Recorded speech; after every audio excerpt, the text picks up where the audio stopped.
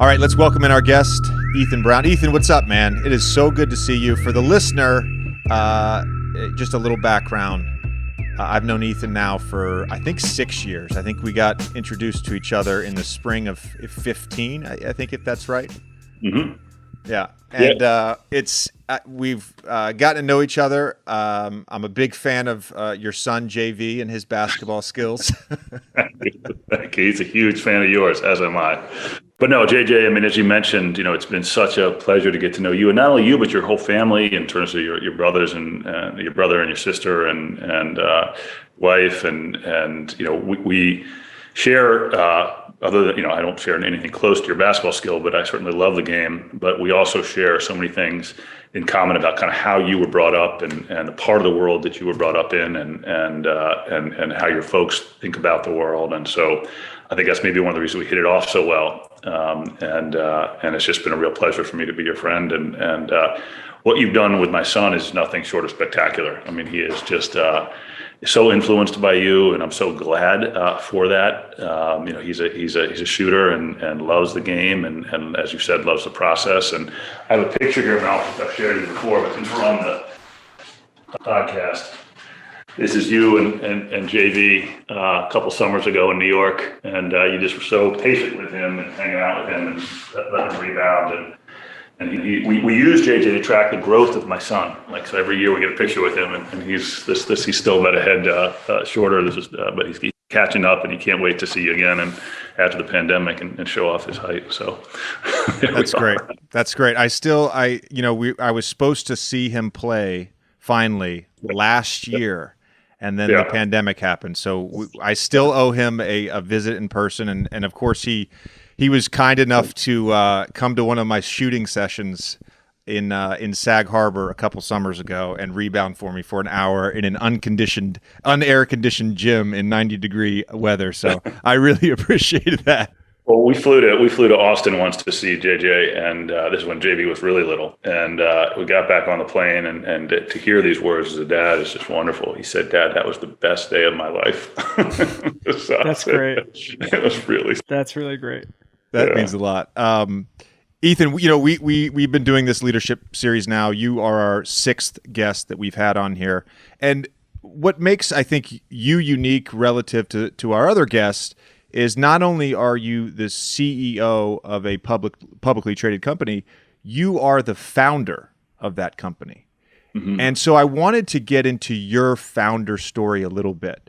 And what I think is so interesting about your story is that your product, your mission, it all aligns with your values, which I think is the sort of the ultimate thing for a leader and for a founder. I think that is true. I'm very blessed to be doing something that I care so deeply about, that has such a opportunity to be transformative and positive in the world. And I was thinking about this earlier today, that phrase that where you stand is where you sit. And that is, often used in a negative way to say that, someone's position reflects their own economic interests or their career choices or wherever they are. But if you think about your path before you get into it and really think about it from a values perspective, you can in fact find yourself sitting somewhere where you're very comfortable standing for those values, right? And so I've just been very blessed to be able to pursue an idea at the right time, and then to surround myself with people that have been good to me. Whether it's the first investors I took on or the first customers. Abby worked at Whole Foods. We, had a great relationship with them. So just finding the right institutions and the right people that can help you on this journey is something that I hopefully learned early on and have exercised ever since. I want to get to something you just said in a little bit, which is the right time and why timing was so important, I think, for Beyond Meat specifically. But can you talk a little bit just about your background, your upbringing, how you develop some of these values and beliefs regarding meat consumption and the environment, and of course your background, in the professional space prior to founding Beyond Meat? Yeah, no problem. And this is what I was alluding to earlier, is that I grew up in Washington, D.C. and in College Park, Maryland, College Park being one of JJ's favorite places in the world. And my father grew up in the country. My mother grew up in the city, and she grew up in New York City. My father grew up in rural Connecticut. And the kind of truce that they made on where to live was that they would live in the city, but they'd have a home at a farm that my father could get away to. And that was really important to him. And so throughout my childhood, we spent significant amounts of time at our farm in Western Maryland, which is about 4 or so hours from where you went to high school, JJ. And so I had that existence where I was coming in and out of the city. I was on a farm a lot, but I was not of the farm. And in that sense, I was allowed to ask questions that maybe someone who didn't have that background would not ask. And so, I often looked at, for example, the animals in the barn and the animals in the house, and would ask my dad questions about why they're different. And my dad's a philosopher, and so he wouldn't give me the sort of same line that you heard at the beginning of Charlotte's Web, which is that's just kind of the way the world is. He would ask me, well, what do you mean by that? And he would encourage me to think about it. So I was always raised to try to think about the world in an independent way versus just accepting dogma. And so, as I got older, I wanted to go into a career that would make a difference in terms of the environment. And I remember actually turning to my dad in his office and asking him, kind of what I should do with my life. I didn't quite know at the time. This is I was in my very early 20s. And he asked me a question. He said, well, what's the biggest problem in the world? And I thought about that for a while, and I really thought about it in a literal sense. I thought, what is the most significant and overarching and over sort of systemic problem that we face? And it really was climate. It was the destabilization of our climate, because everything else, would become derailed would derail if we weren't able to solve for that climate issue. So that was my answer. And then we said, okay, well, how do you affect that in a career? And so I got into energy. But it turned out that as I was in that field, which I loved and spent an enormous amount of time in, that the things that we were putting at the center of our plate after these meetings where we talk about, billions of dollars spent on lithium-ion batteries or fuel cells or solar cells, it was actually the protein that we're putting on the center of our plate, which also mattered significantly, and we weren't paying attention to that. And that started to dawn on me, and so I started to make a career transition to try to address climate and other issues through building a piece of meat directly from plants. Ethan, what was your personal diet like growing up? And at what point did you start to sort of notice what you were putting in your body? Yeah, I would say I was like most teenagers. I was pretty,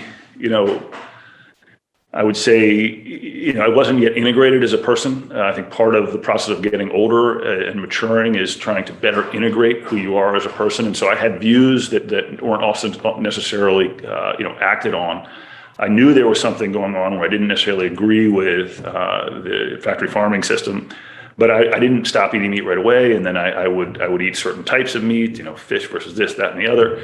And it wasn't until I got into college that I really started to think it through. But then I was playing basketball at a very small school, and I kept getting injured. And I had nutritionists or folks around me who say, you really need to increase your protein consumption. It had nothing to do with it, of course. It had to do with, tear in my knee and things of that nature. But so I started to think more coherently about it after I got out of school, and then became vegetarian, and then ultimately vegan, and noticed great things about the impact that would have on my body in terms of the reduced inflammation and ability to recover more quickly, and overall health and well-being. So I got really excited about that, but still professionally was focused on energy. We should mention here that as far as my research and notes go, and you can correct me if I'm wrong here, that you were working in the energy sector developing proton exchange membrane fuel cells. Tommy's going to give us a quick definition of that. Waited my whole life for this. I was working for a company that was doing that. We have very bright scientists and engineers, but I was doing the business of it. And we worked in partnership with Ford and with then Daimler Chrysler. And it was a way of basically fueling transportation and fueling power for buildings that was less damaging to the earth in terms of emissions. And this is the same concept. It's how do we fuel our bodies in a way that's less damaging to our bodies and less damaging to the earth. And so for me, it was kind of just a materials issue, and how do you solve for providing meat for the center of the plate in a way that is less damage to the environment, less damage to the body. It's sort of similar to looking at fossil fuel and renewable energy. The two things in my head sort of occupy the same space. So you have this idea, right? You have this idea for plant-based meat, for something different on the plate. Not your traditional form of animal protein, right? It's a plant protein. How did you go from an idea to a product? How did you go about executing from that idea to having an actual plant burger in front of you? It was a long process, and there's a great literature on innovation, and many people write on it. Stephen Johnson is one of my favorite writers, and he talks about the slow hunch versus the moment of the apple falling from the tree and the sudden realization. And most ideas come through a small hunch and a slow hunch, and sort of time. You have to, and for me, it's really about marinating in a problem, trying to figure out a new way to look at something. And if you look at something long enough, sometimes you see that moment of light and intuition where you're able to solve a problem in a unique way. And for me, I just kept looking at this issue. And the issue became clear for me once I started to think about the material basis of meat. And this is where it gets really interesting in the sense that if you look at meat, it's really a composition of 5 things. It's amino acids, it's lipids, it's trace minerals, it's vitamins, and it's water. That's all meat is. And so, take a step back, that's also the composition of plant material, right? You have all of those things in plants. And so what the animal's doing is consuming a lot of vegetation, and they're using their biology to basically convert that into a structure we're familiar with called muscle or meat. What we're doing is taking those same core parts from non-animal sources, all natural, and we're using a system of heating, cooling, and pressure to affect and create that same architecture. So that's it. So once I stopped thinking about meat in terms of has to come from a chicken, cow, or pig, I started instead thinking about the material composition of meat. It kind of went like that, and I was able to get at it. But it took me a long time to solve for that. I didn't want to get in this sector and create another veggie burger. I mean, that was boring. It was those things aren't very good. And I wanted to do something that would redefine meat and create a new category of meat. Was meat that was built directly from plants versus running plants through an animal. I was going to ask Ethan about the 5 about that. I was reading about that in another interview you gave. Was there literature on that before you got to this process, or was that a thing that you guys discovered? It's neat. I mean, so I don't think this would have been talking about timing, and I've been so fortunate in timing in a number of different ways. But one of them is that I was doing this at a period where information was all of a sudden abundant. So I could come home from work and I could get online and I could read any academic paper I wanted, right? And so I just did that, and I did it night after night after night after night. And so you start to form your ideas, and then you look at the land-grant universities here in the United States.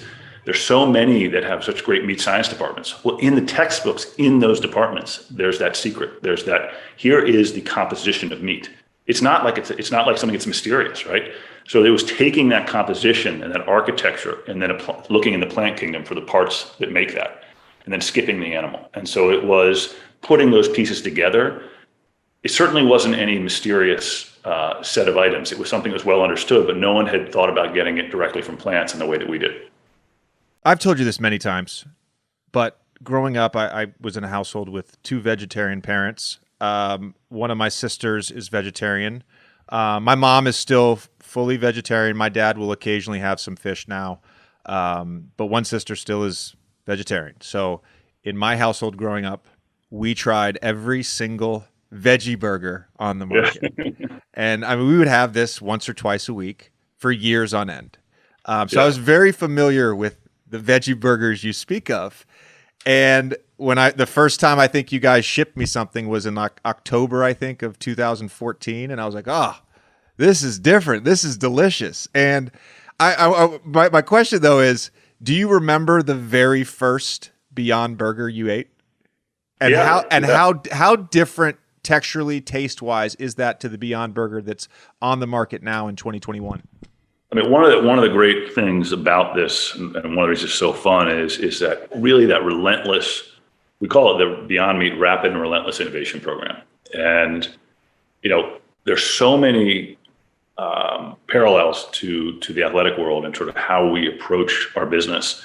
And one of them is that sense that we have to get better every year. We just have to, and so And that's part of competition. There are people out here who are trying to do this. There will be a group of people in this world, in this generation, that separates meat from animals and confers all the benefits to the world that would suggest in terms of the health and environment, et cetera. We want to be that people, that group of people. We want to be that group of people. And so we have to work faster and harder than everybody else. And I have this poster here. It was hanging in the business, in the computer lab at my business school. It's not this particular one, but the same.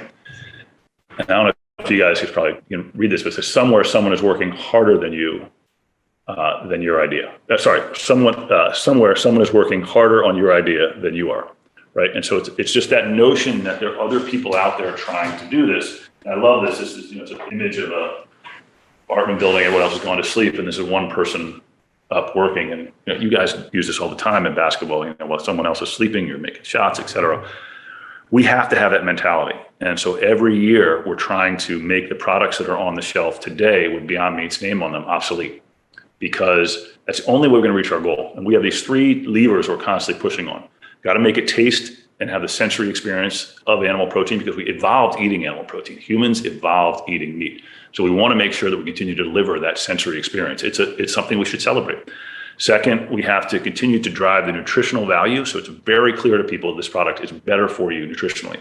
And we have to scrape away a lot of the noise out there that incumbents and others are challenging the health of our products, et cetera. And I can talk about that. And then the third is we have to drop the price below that of animal protein. So those 3 things we drive at every single day. And the idea there is that you can create a product that tastes just like animal protein, delivers nutritional benefits above and beyond animal protein, and third is lower cost. It becomes an unusual consumer says, I'm still not going to eat that, right? There will be people who say that, but I think a minority. One of the things we're going to touch on the nutritional component in a second, a little bit later. But one of the things I find that's really interesting in hearing you say this, and one of the things that I know about the product, is the constant evolution, is the constant quest for improvement. That seems to me like it's a fairly unique thing in the food industry. I mean, if I'm thinking about, let's say an animal-based burger fast food place, they're essentially putting the same product out year after year after year. What they're relying upon is marketing and branding and whatever else they can sort of come up with, but the product sort of stays the same. Yeah. One of my favorite innovators is a guy named Edwin Land, who I talk about a lot because he's really influenced how I think about innovation. And he was the inventor of the Polaroid, and prolific inventor, and did many things to help the country during various wars and things of that nature. But anyway, he had a saying, which I don't really believe, but sometimes I believe it, which is marketing is what you do when a product's no good. and lead with a great product. Lead with a product that makes people's lives better.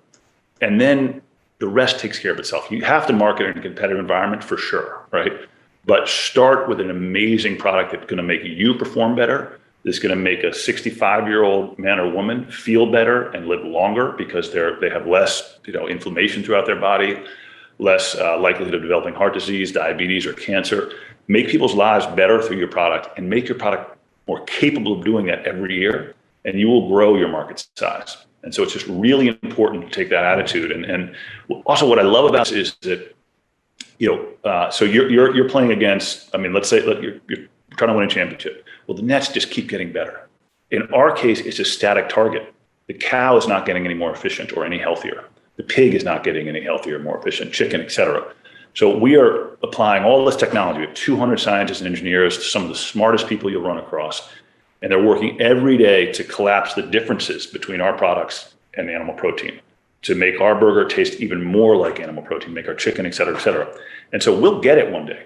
Like, we think about the way that the target is not moving out. When I was in fuel cells, diesel engines kept getting more efficient, as an example, right? That's not happening in this case. So we're able to move year after year toward this target of a static animal protein architecture that we just need to create directly from plants. And I think we can do that within the next 4 or 5 years, where they'll be indistinguishable.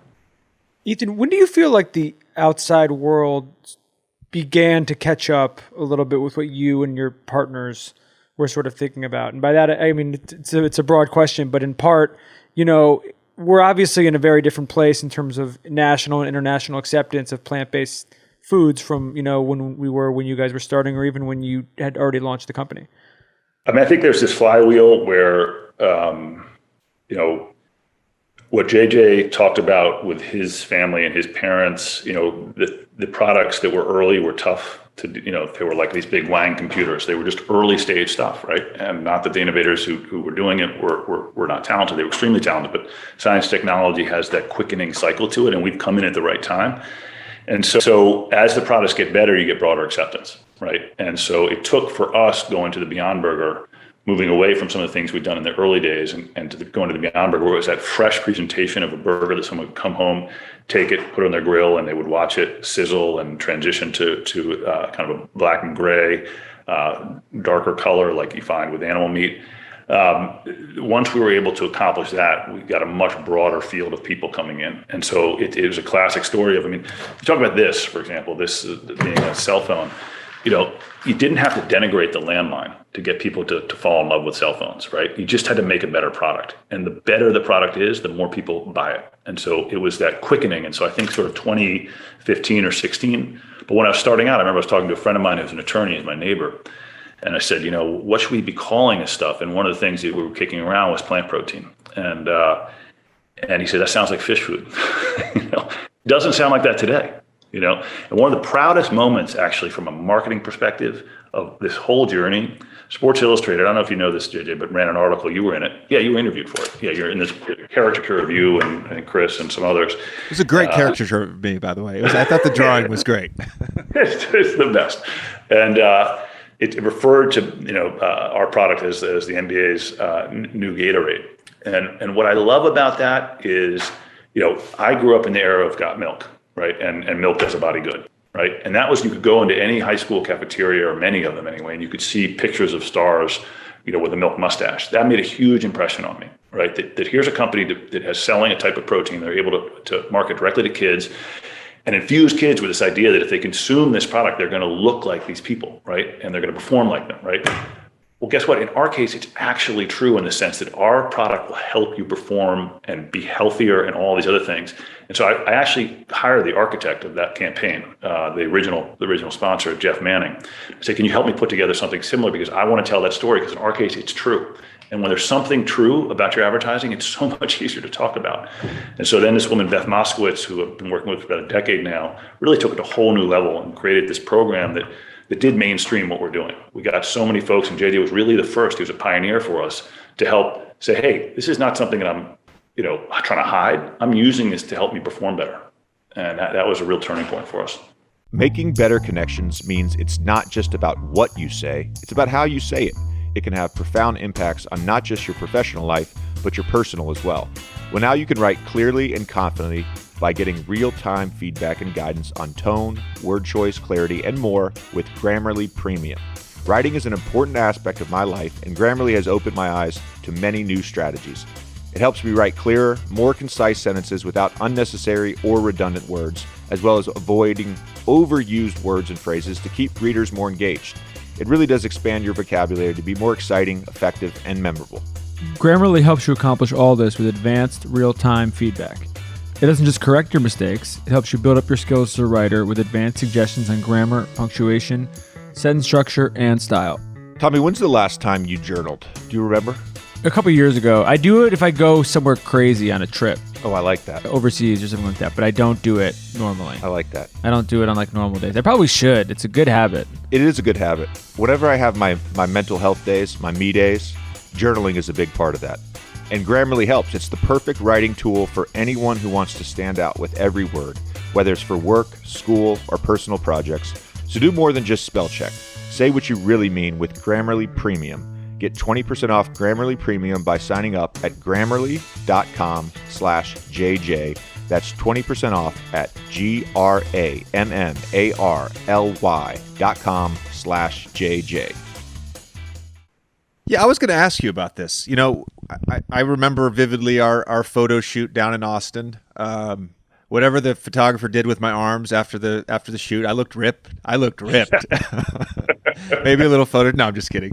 But like, how important was it, do you think? And you just talked about it, but just how important was it, do you think, to get mainstream athletes to buy in on this? I mean, we can go down. I think Lindsey Vonn was involved in that campaign. Eric Bledsoe, DeAndre, of course, Kyrie. And I would assume to make it mainstream, to have that attachment of professional athletes that are fueling their bodies with plant-based protein was huge. Yeah, and I'm so grateful for your guys' early participation in this. Massive, because there's one of the reasons I wanted to do it, not only was truth to it, but there's a centuries old bias that in order to be robust and manly and effective as an athlete or as a soldier or what have you, you have to be consuming animal protein. And that's sort of ascientific in the sense that what you really need to be consuming is the right combination of amino acids. Where you get those from matters less, right? And in fact, if you think about it from our perspective, if you can get those same amino acids without all of the things in animal protein we're concerned about, the heterocyclamines, the heme iron, the high, cholesterol, the high levels of saturated fat, if you can deliver that cleanly to the body and avoid the inflammation. Inflammation is the root of so many things. Not only the root of the way you feel after a strenuous workout, but the longer term impact on your heart disease, and even Alzheimer's. We're beginning to understand so much more about the human body and the role that inflammation plays in it. And by the way, the relationship between food, the gut, and the rest of your body, right? Because there are more genes in your body that are not yours than are yours. And that's because of all the bacteria that line your stomach and other parts of the body. And that bacteria is interpreting the food and it's interacting with your immune system. And so you want to feed that bacteria in your gut things that are going to be anti-inflammatory, not pro-inflammatory. And our products really serve to reduce inflammation versus promote it. One of the things we've noticed in a lot of these interviews with leaders is the self-care. And a lot of the leaders that we've had on have these really detailed routines, not unlike myself in my day-to-day existence. But why? And I know you're a workout guy, you're a fitness guy. Why is having a routine, do you think, so? And the self-care part too. But why do you think that's so important for leaders? I know that about you, and it's very well publicized. But I also know about you, sort of personally. You're sort of you're a planner for sure, fastidious and all these things. And that repetition of what you do, I think is admirable and satisfying in some way, that just perfecting something again and again. And Springsteen talks about this, about lifting weights. He says it's cathartic. I bring something up and I put it down, and I bring it up and I put it down. I love that about him, and anyway, for me, it's a sense of, first of all, what's beautiful about life is that, you can be kind of almost, I don't mean this in a religious sense, but you can be reborn almost every day. You can get up every day and sort of attack the day with a newness to you. And I try to do that in the sense that this is a whole day. It's a blank canvas ahead of me. I want to go get it, and so getting my mind right to be able to do that in the morning, exercise is really important. I can't go into the office before I exercise. I'm not as productive. I got to be in meditation and prayer in the morning in order to sort of feel like I'm ready. And then in midday, I take a break for half an hour, and I say, oh my God, what a thing to do. But it gains hours in my day because I work out during that time again. And it's not for, not in a position where I really need to look buff or anything like that. And I certainly don't. but I do want to stimulate my mind, and we're just not meant to be sedentary, right? We're not, this existence that we're leading right now is so different from the one that we evolved through. That's not optimal for your brain. And so I want to feed my brain with all the chemicals that exercise produces, so I can be as intelligent and as creative as I possibly can be. And so routines that help me stimulate my brain are really, really important. And, from your perspective, I remember that whole period for you at Duke, where, you come in, you had a great freshman season and did very well, a lot of public stuff about this, but you said you felt you gained weight, you were distracted, Bojangles, Cosmic Cantina, all these things, and I love the Cosmic Cantina reference. Oh my God, I love it. yeah, and then you went back to work, and that's that scripting every hour of your day, was so transformative for you, and I'm always curious about where that came from and how you turned like that, and that really, then you got into this routine that was so powerful and took you so far. And I just, I look to you guys for examples like that, because it's no different in work. Don't come to work having had a heavy carbohydrate breakfast and you're gonna be slumped over in an hour, or being up super late or not having exercise before you get to work. Like, you're just not going to be as productive. And so the kind of routines you put in your life, I think, are really important for people to understand and bring a little bit to the workplace.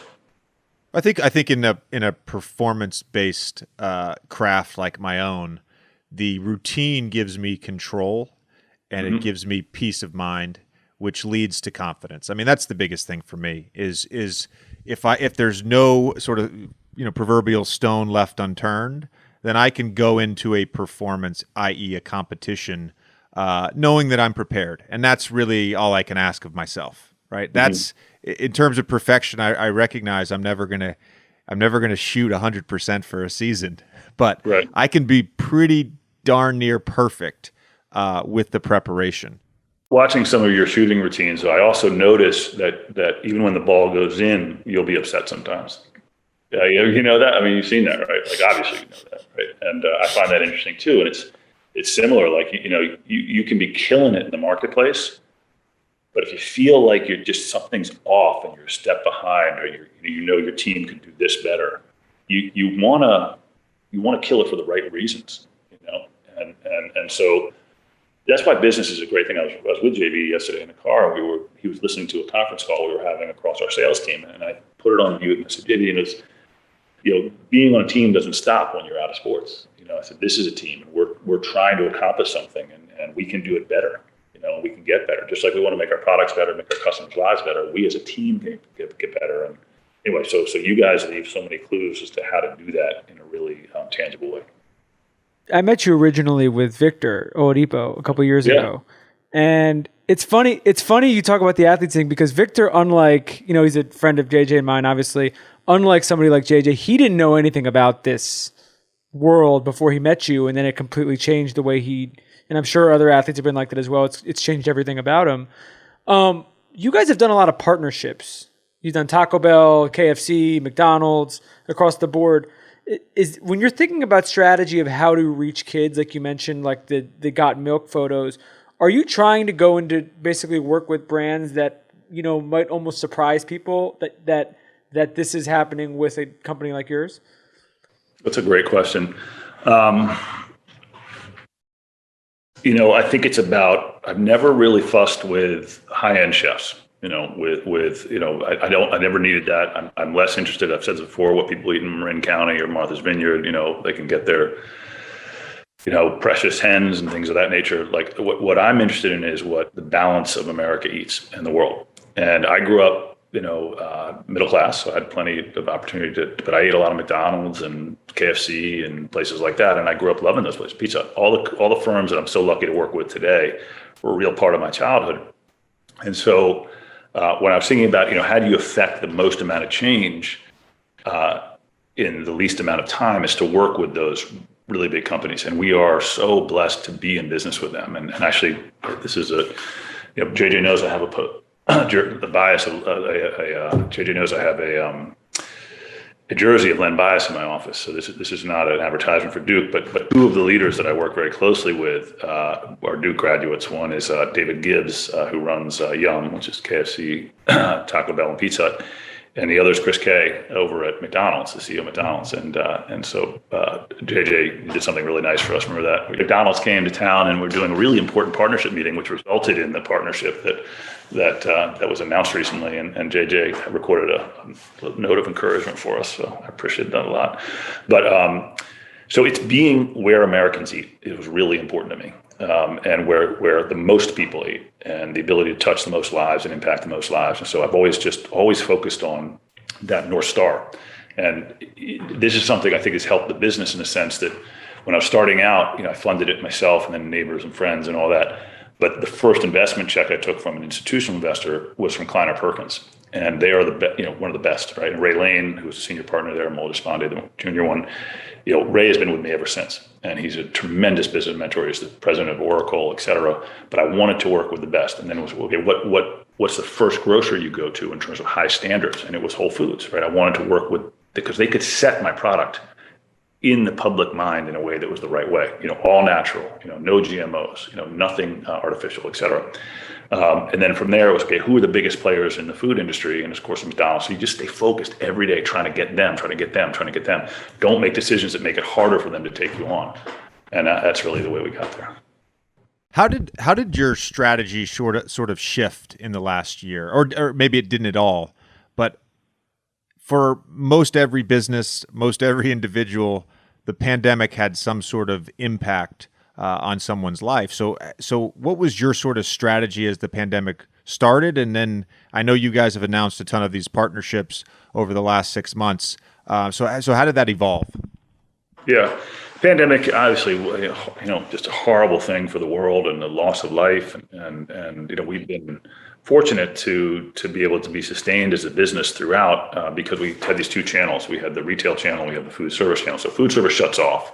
And we don't get business from that. We went at 50-50 in the beginning of the year in 2020, food service, like in the restaurants, and then 50% retail. And at one point we were 90-10. So, food service goes completely away and it's just a retail game.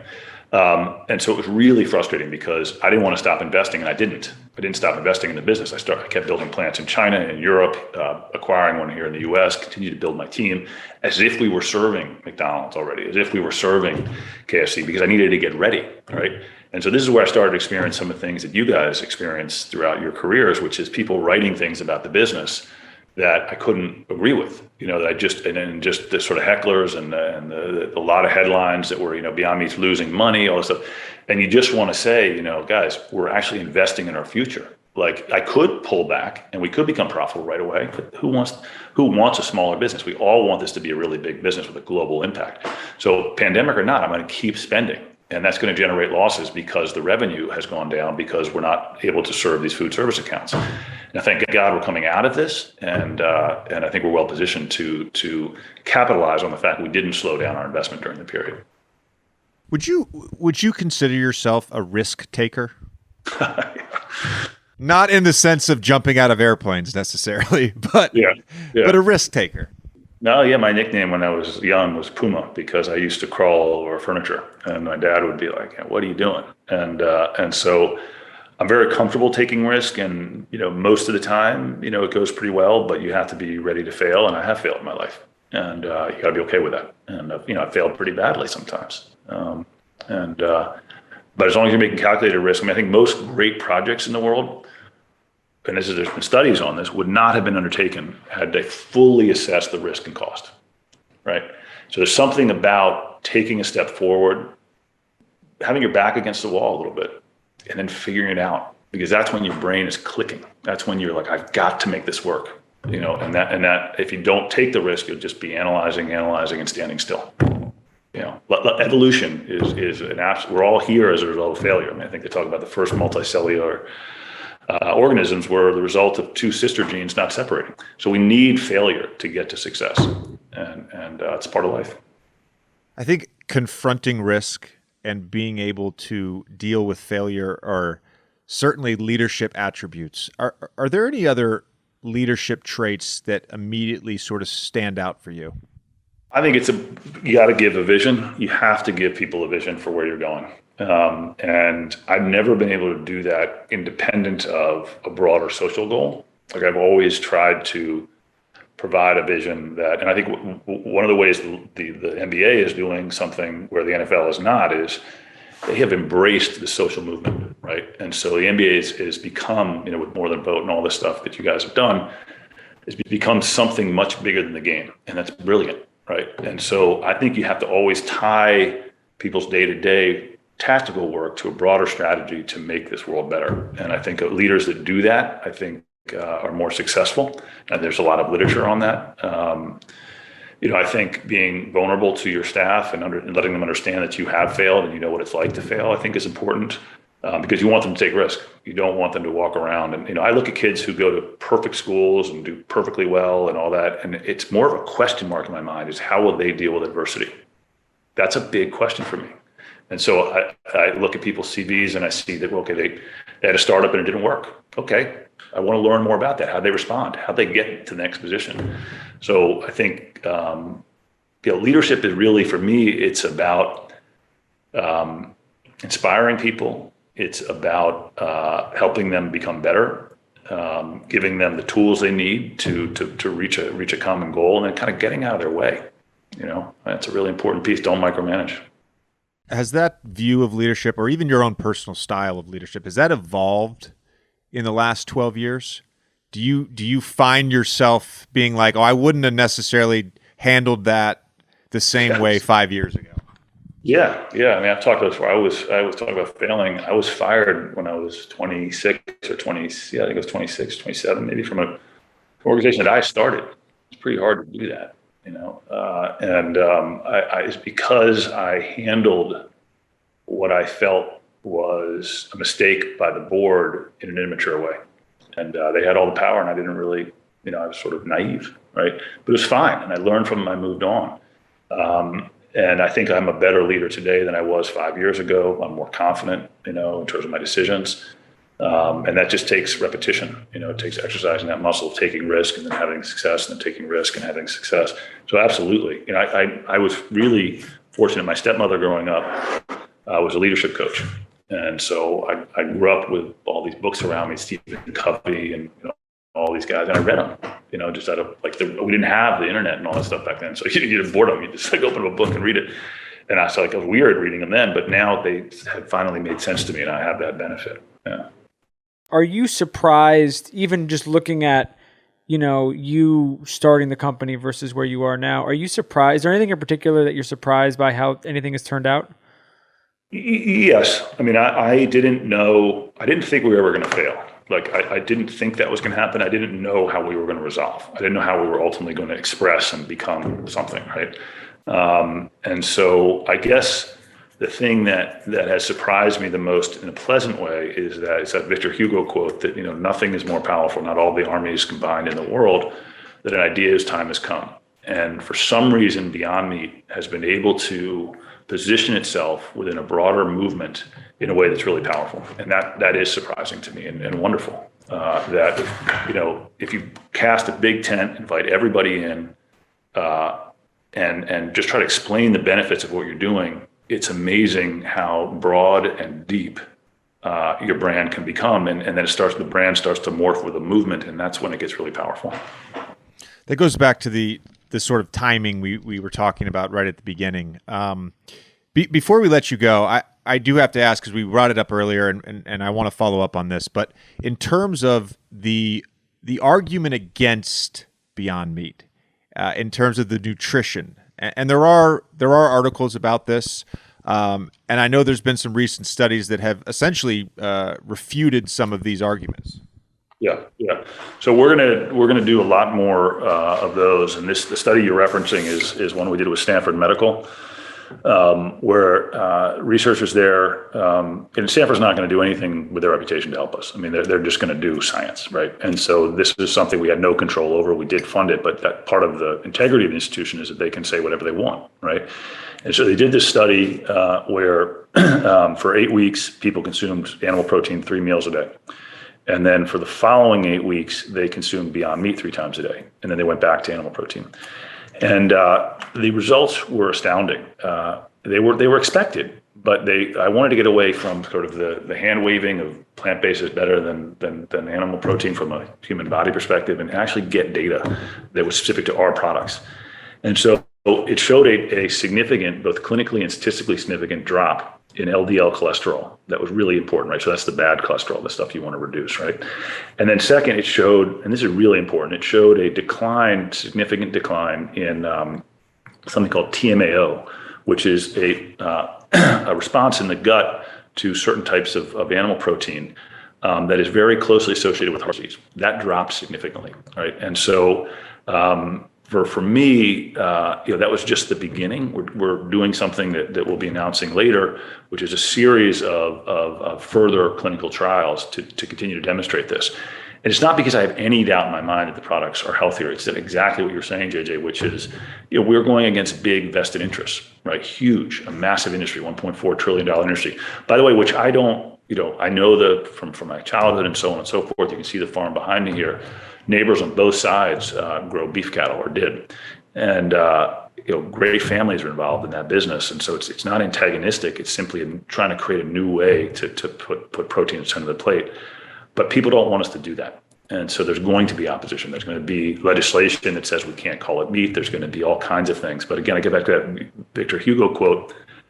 There's something about this where the time has come, and we're so fortunate to be in that position to be carrying this potential solution forward. Well, this has been amazing. We can't thank you enough for the time. I'm really looking forward to seeing you and JV in person, hopefully very soon. Of course. You're doing great. This is such a great show, and thank you so much.